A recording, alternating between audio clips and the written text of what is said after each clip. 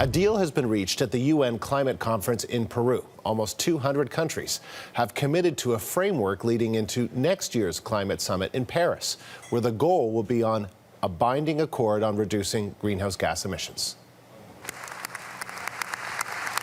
But critics say the tough decisions have been put off and that the commitments reached today are weak. All voluntary submissions of information, all voluntary ideas from countries about what kinds of emissions reductions they want to make. The deal calls for an ambitious accord in Paris, and countries are to submit emission reduction plans this March, but only if they're ready. It also recognizes differentiated responsibilities, addressing developing countries' demands that the richest countries need to accept a heavier burden in any final agreement. Elizabeth May is leader of the Green Party of Canada and is in Lima for the UN Climate Conference, and she joins us by Skype. So, Elizabeth May, you've been at these meetings. Just first of all, your reaction to the deal that was reached. Well, I think you need to understand in context that this Lima summit, COP20, is all about preparations for Paris and COP21. So when it is true, we had a deadlocked convention. We very nearly didn't have anything coming out of Lima. And there were points when I thought the text before us was so weak that having nothing would be better. What we end up with is a very weak path forward, but it is a path forward. And Canada has to start pulling its weight. So how do you think Canada behaved at the summit?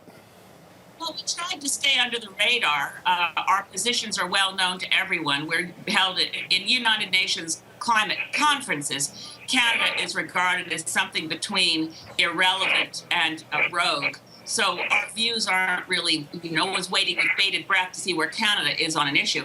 And in this conference, of course, the emergence of Tony Abbott and Australia, recent change in government in Australia, meant that the worst performer in the room was going to be Australia every time, and Canada could remain more silent. But certainly, it's very difficult in these conferences to identify yourself as a Canadian and expect a good reaction. I would give credit to the number of environment ministers from provinces who were here, Ontario, Quebec, British Columbia, and Alberta, and they really did achieve, particularly BC, Ontario, and Quebec, worked on getting climate reduction deals across the border with U.S. states, and that was a positive development.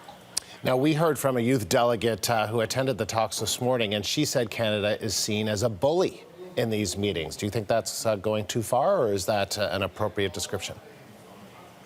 No, that's about right. The thing is, of course, that I'm used to it.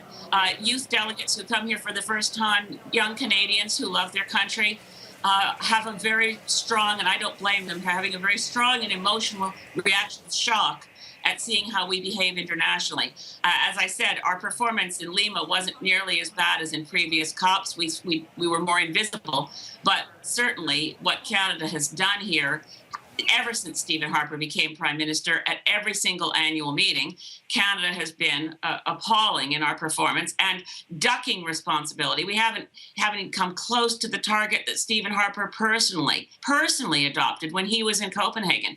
There's no chance that we will come anywhere near that target. And that's an essential element of these building blocks towards an agreement in Paris, is that the industrialized world lives up to the promises we've made the rest of the world. And Canada's approach is, so sue us, it's not binding. I mean, we have a very contemptuous approach to the promises we've made. And so given all of that, are you hopeful for the climate talks next year in Paris? I am, because I don't think Stephen Harper will be Prime Minister by the next year's negotiations in Paris. And I say that not in a partisan way. I say that as someone who cares about making sure that we have a global deal that works. Canada has played a very significant role in sabotaging these negotiations ever since 2006. With a change in government, Canada can play a positive role. Certainly the shift from Barack Obama being outside deals and the People's Republic of China not playing a role, although they were too weak, the Obama-China announcement did give more momentum, but we need to really pull out all the stops between now and next December at COP21. We need to make sure that Canada puts forward our plan for emissions reductions, what we'll put on the table. We shouldn't be a laggard country that ignores the request that we put forward where we want to be and do it in the first quarter of 2015.